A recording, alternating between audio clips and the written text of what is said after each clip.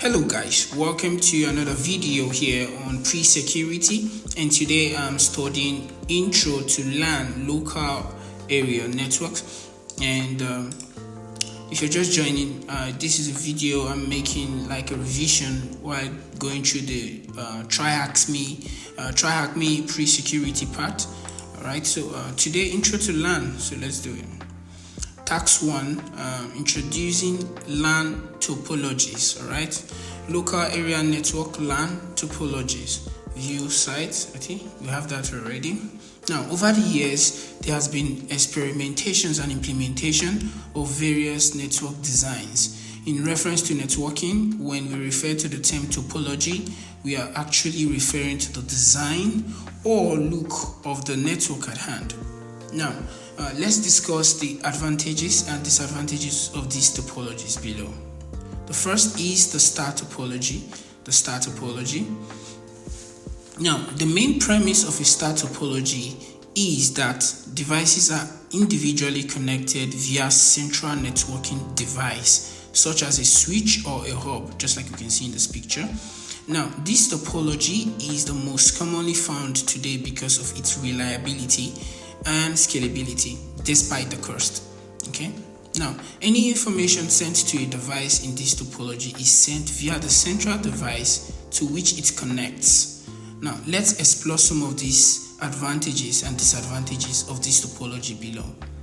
Now, because more cabling and purchase of dedicated networking equipment is required for this topology, it is more expensive than any of the other topologies. However, despite the added cost, this does provide some significant advantages. For example, this topology is much more scalable in nature, which means that it is very easy to add more devices as the demand for the network increases. Just like you can see in this picture, it means that we can add another device to this switch or hub. Great. Now, unfortunately, the more the network scales, the more maintenance is required to keep the network functional. Now, this increased dependence on maintenance can also make troubleshooting faults much harder. Now, furthermore, the star topology is still prone to failure, albeit reduced. For example, if the centralized hardware that connects the devices fails, this device will no longer be able to send or receive data. Thankfully, these centralized hardware devices are often robust, so we can actually figure it out. So we can see the disadvantage is that the more network you add to the star topology, the more the maintenance cost. Alright, so let's head to the next one, bus topology. Now, the star topology looks like a star, and bus topology, just like it looks, we should be looking at how it looks like here, like a bus. Okay. Now, these type of connections rely upon a single connection, which is known as a backbone cable. I'm guessing this is it, backbone cable, and then everybody comes and takes from it. All right. This type of topology is similar to the leaf of a tree, in the sense that devices, which is the leaves, stem from where the branches are on this cable. Okay. Now, because all data destined for each device travels along the same cable, it is very quickly prone to becoming slow and bottlenecked if devices within the topology are simultaneously requesting data.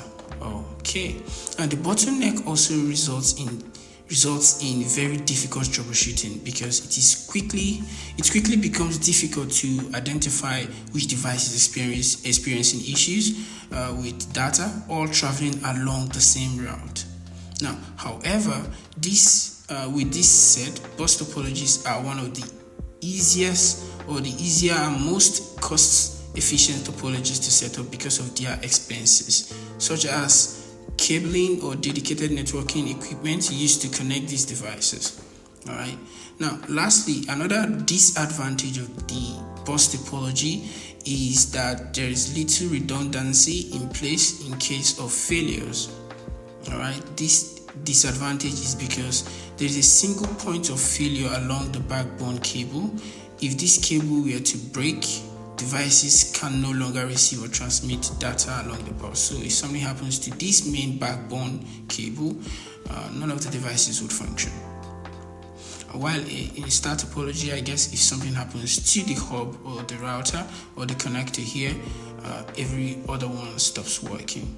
But if something happens to one cable, others can still function. Alright, now ring topology.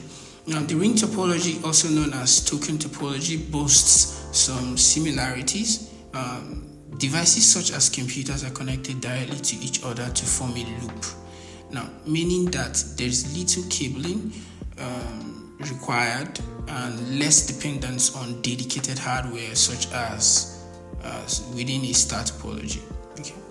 Now, a ring topology works by sending data across the loop until it reaches the destined device, using other devices along the loop to forward the data.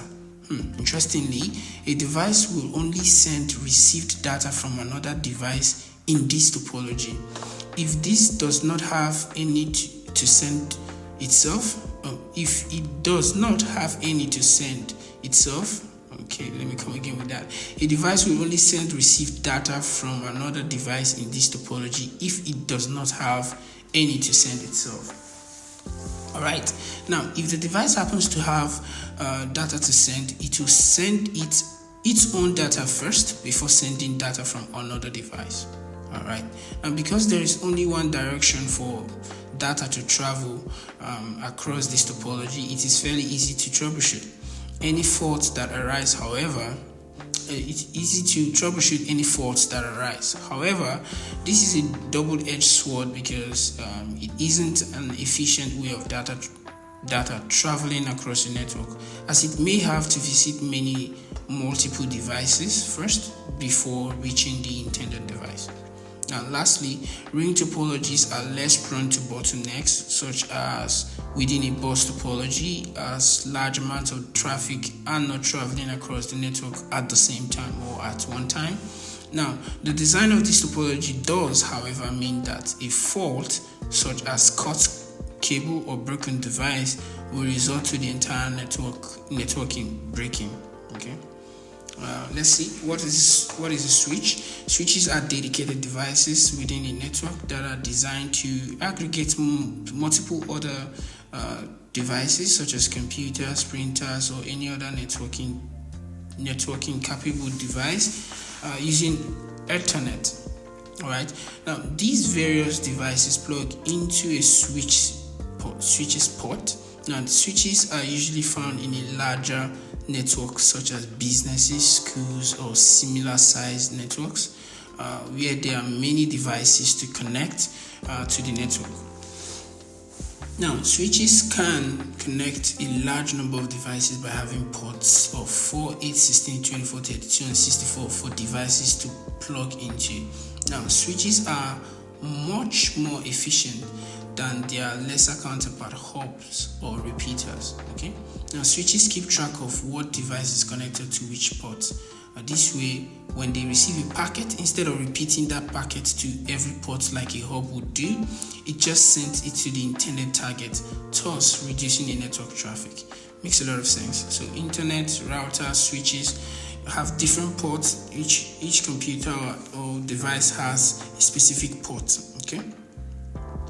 Now, both switches and routers can be connected to one another. The ability to do this increases the redundancy, the reliability of a network by adding multiple paths for data to take. If one path goes down, another can be used. While this may reduce the overall performance of a network because packets have to take longer to travel, there's no downtime. No downtime, a small price to pay considering the alternative, of course. Now, what is a router? Now, it's a router's job to connect networks and pass data between them. It does this by using routing, hence the name router. So, a router's job is to connect networks and pass data between them itself. Okay. Now, routing is the label given to the process of data traveling across networks. Routing involves creating a path between networks so that this data can be successfully delivered. Right. Routing is useful when devices are connected by many paths such as in the example of diagram below, computer A, computer B. So we have routers, performing routing here. Now, practical attached to this stack is an interactive practical feature featuring the discussed LAN topologies. Learn about the various ways in which they are vulnerable to break the LAN topology to retrieve the flag. Okay, first let's start. What does the LAN stand for? That is the local area network. And what is the verb given to the job that routers perform? It's called routing. Okay, what device is used to centrally connect multiple devices on the local network and transmit data to the correct location? That should be switch. What topology is cost efficient to set up? That should be bus topology. It's very cost efficient. Star topology is very costly. Now, what topology is expensive to set up and maintain? That should be star topology. And complete the interactive lab attached to these stacks. What is the flag given at the end? Okay, let's start. Topology flaws. This lab will take you through the flaws in different network topologies. Next. Okay, now ring topology. In a ring topology, all devices are a connector to two others to create a full cycle. Okay. Now, packets of data travel from one device to the next until they have reached their destination. Okay, so it will keep moving until it gets to the destination, of course. Now, one of the major flaws with a ring topology is that if a device goes down or a cable is broken, then data will no longer be passed because it's always in a ring or in a loop. And a ring topology, if you hover over the middle of the network cable, you can cut it and see what happens to the packet. So let's cut it here, and we had just cut the cable here, and as you can see, nothing. The packets of data just stop moving. Now the packets can now no longer travel around the network, and no devices can talk to each other. And that's that for ring topology. The bus topology. With a bus topology, all devices are connected to the single cable, often called the backbone, which is this. Now, data is sent in both left and right direction down the backbone until the packet destination is reached. Okay, so it keeps dropping until it gets to the destination. And then a major flaw in the bus topology is that it can't handle a large amount of data at the same time, I guess. On the next step, send as many packets as quickly as you can to try to take down the network. Okay, computer 1 to computer, let's do to computer 4, and let's keep sending packets. You see how easy. Keep sending data. And okay, let's just use computer 1 to computer 5. Okay. Alright. So it can't keep doing this until it overwhelms the whole network. Oh. Okay. Now the bus network is now down. That was like a game. Alright, it's down, and this is star topology. With a star topology, all devices are connected with their own cable to central switch or hub, just like you can see. And every packet is sent through this switch, which means if the switch goes down, to the network will no longer work. And see if you can somehow break the switch. You can hover. Okay, we'll have like a hammer, and let's break the switch. The network is now down. Great.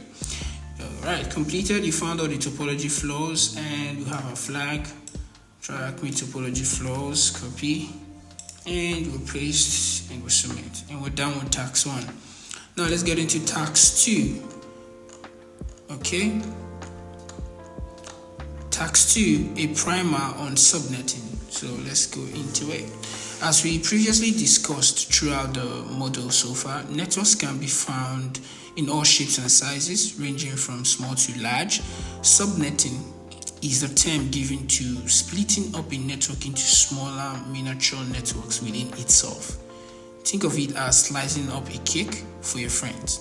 Now, there's only a certain amount of cake to go around, but everyone or everybody wants a piece. Now, subnetting is you deciding who gets what slice and reserving such a slice of this metaphorical cake.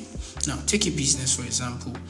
You will have a different department such as accounting, finance, human resources. We have the internet, we have router, we have switches, then we'll have different departments. Alright. Now, while you know where to send information in real life to the correct department, networks need to know as well. Now, network administrators use subnetting to categorize and assign specific parts of a network to reflect this. Now, subnetting is achieved by splitting up the number of hosts that can fit within the network, represented by a number called a subnet mask. Let's refer back to our diagram from the first room in this module. Yes. This one we treated network octet 1 and to octet 4. Alright, now as we can recall, an IP address is made up of 4 sections called octets. Now the same goes for a subnet mask, which is also represented as a number of 4 bytes, 32 bits, ranging from 0 to 255. 0 to 255. Now, subnets use IP address in 3 different ways. 1, they identify the network address, they identify the host address, and then they identify the default gateway. So, network address, host address, and default gateway. Now, let's split this tree up to understand their purposes in the table below. Alright, now network address. Now this address identifies the start of the actual network and is used to identify network existence. Alright, identifies the start of the actual network and its existence. For example, a device with the IP address of 192.168.1.100 will be on the network identified by 192.168.1.0. Okay, now host address, an IP address here is used to identify a device on the subnet. For example, a device will have the network address 192.168.1.1. Okay, and then default gateway. The default gateway address is a special address assigned to a device on the network that is capable of sending information to another network. Any data that needs to go to a device that isn't on the same network, that is, it isn't on 192.168.1.0, will be sent to this device. This device can use any host address, but usually use either the first or the last host address in the network. That is .1 or .254. Example, this.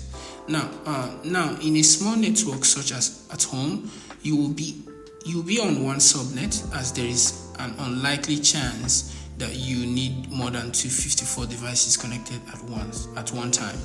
Now, however, places such as businesses and offices will have much more of these devices, PCs, printers, cameras, and sensors, where subnetting takes place. Now, subnetting provides a range of benefits, including efficiency, security, and full control. All right. Then we'll come on to explore exactly how subnetting provides these benefits at a later date. However, for now, all we need to do to understand is the security elements to it. Let's take the typical cafe on the street. This cafe will have 2 networks, one for employees, cash registers, and other devices for the facilities, and one for the general public to use a hotspot. Now, subnetting allows you to separate these 2 cases from each other while having the benefits of connection to large networks such as the internet. What is the technical term for dividing a network up into smaller pieces? Subnetting. Okay, subnetting. All right. How many bits are in a subnet max? 32 bits. I didn't get that. What's the range of a section octet of a subnet mask? The range is that not octet? range, and get that. Range, smallest to largest. Okay. 0 to 255, that's the range. What address is used to identify the stats of a network? The stats, that should be the, what's that again? The network address is the stat. Network address.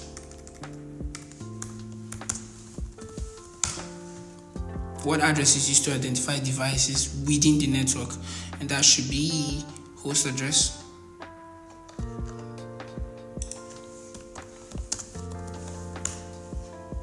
And what is the name used to identify devices responsible for sending data to another network? And that is the default gateway.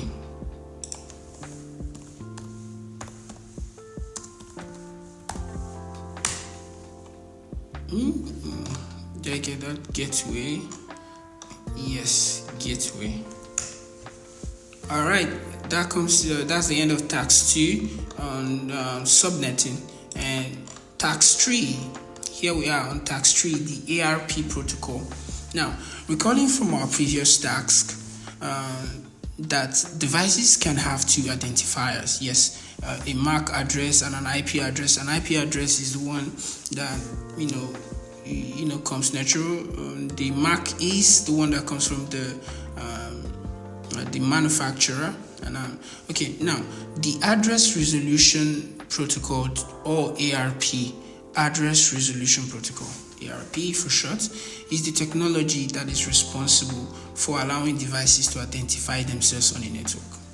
Okay, now simply, the ARP protocol allows a device to associate its MAC address with an IP address on the network. Each device on a network will keep a log of the MAC addresses associated with other devices. Now, when devices wish to communicate with another, they will send a broadcast to the entire network. Searching for the specific device. Now, devices can use the ARP protocol to find the MAC address and therefore the physical identifier, which is the MAC address of a device for communication. So, how does ARP work? Now, each device within a network has a ledger to store information on, which is called the cache. All right. In the context of the ARP protocol, this cache or cache, it's called cache or cache, stores the identifiers of other networks on the network. All right. Now, in order to map these two identifiers together, IP and MAC, the ARP protocol sends two types of message: the ARP request and then the ARP reply. Remember, the ARP is address resolution protocol. All right. Now, when an ARP request is sent, a message is broadcasted to every other device found on the network. Hey, hello, I'm looking for a particular, asking whether or not the device MAC address matches the requested IP address. So, hey, who owns this? If the device does have the requested IP address, an ARP reply is returned to the initial device to acknowledge this. This initial device will now remember this and store it within its cache, an ARP entry. This process is illustrated in the diagram below. Number 1, so this is like the sent MAC address, destination MAC address. Now, the message is who has the IP address 192.168.1.10. All right, it sends it to camera, this computer, this switch, and this switch gives a reply. Hey, I have the IP address 192.168.1.10. Okay. Now, what does ARP stand for? Address resolution. Okay, resolution protocol. Address resolution protocol. What category of ARP packets asks a device whether or not it is specific IP address? And that is the ARP request. It's called the request. What address is used as a physical identifier for a device on a network? That should be MAC address. what address is used as a logical identifier for a device on the network. That's what I mentioned in the first place, which was the IP address. Okay, so IP address. Okay, now the fourth task, the DHCP protocol. All right, now on the DHCP protocol here, an IP addresses can be assigned either manually by entering them physically into a device, or automatically and most commonly by using the DHCP, Dynamic Host Configuration Protocol server. Now the DHCP server is what is automatically assigning the IP addresses. Okay, now when a device connects to a network, if it has not already been manually assigned an IP address, it sends out a request, DHCP discover, to see if any DHCP server are on the network. That's when a new device comes into a network, right? Now the DHCP server then replies back with an IP address the device could use, which is the DHCP offer. All right. Now the device then sends a reply confirming it wants the offered IP address, which is DHCP request, and then lastly the DHCP server sends a reply acknowledging this has been completed. Now, and the device can start using the IP address, which is the DHCP acknowledge. Okay. And this is more like, okay, let's see this in the diagram. So the first this device comes into a network, it says DHCP discover, hey, I'm new here, is there anyone who can give me an IP address? And the DHCP server replies, hey, DHCP offering, hey, sure thing, you can have 192.168.1.10. Now the device replies, which is called the DHCP request, yes, that would be brilliant. I'll start using 192.168.1. The server will now send an acknowledgement that, okay, great, you can use this that IP address for the next 24 hours. All right. Now, what type of DHCP packet is used by a device to retrieve an IP address? It's called the DHCP discover. This is the type of packet it will send, DHCP discover. And DHCP, what's the meaning? Dynamic Host Configuration Protocol. Dynamic Host Configuration Protocol. What type of DHCP packet does a device send once it has been offered an IP address by the DHCP server? I think that should be DHCP request. Okay, request for that particular IP. Finally, what is the last DHCP packet that is sent to a device from a DHCP server? That should be DHCP, Dynamic Host Configuration Protocol. Okay, DHCP acknowledge. Okay, that's the end of task 4. And lastly, continue your learning, which is OSI Model, which is the next room. Join. Okay, we'll do that. And that is the end of this video. Yes, thank you for learning with me. We just completed the LAN, intro to LAN, local area network. We treated the DHCP, we treated subnetting, also treated what is the retreat?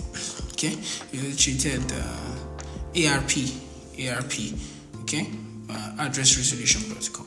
Okay, I'll see you guys in the next video, and thank you for watching. Ciao.